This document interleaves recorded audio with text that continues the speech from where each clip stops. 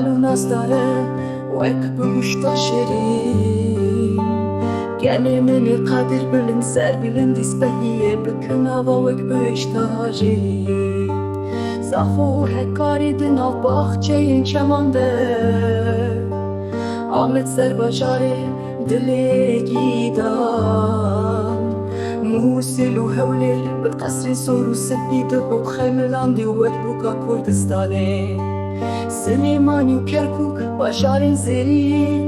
Urmiyê Mehabat Sine û Kirmaşan Banowarê pîrozê zerdeşta xêloran bajarê şêlin di nava Gulistanê de Belgî hatim di hokê bajarê Pezarên Delal û nazdare wek bihuşta şîrîn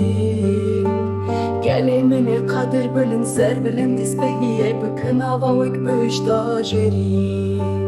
Bengol agirî qers Bitlis Muşûwan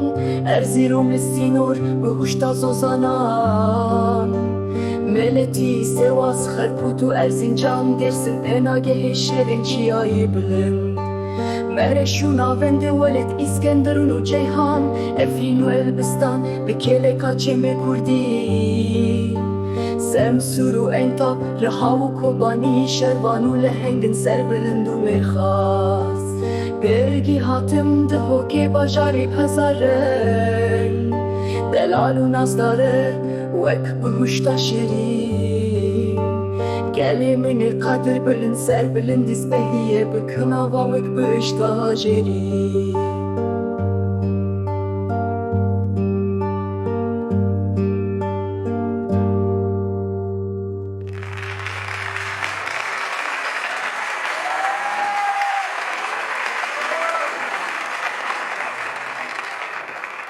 Birahayê kevnar li deşta Herranê Amed her tim bûye sembola berxwedanê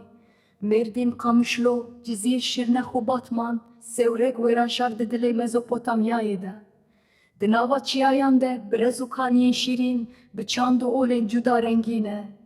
Jiyana xelkê di hokê bi Kurdî niye li ser şopa dîrokiya bapîran e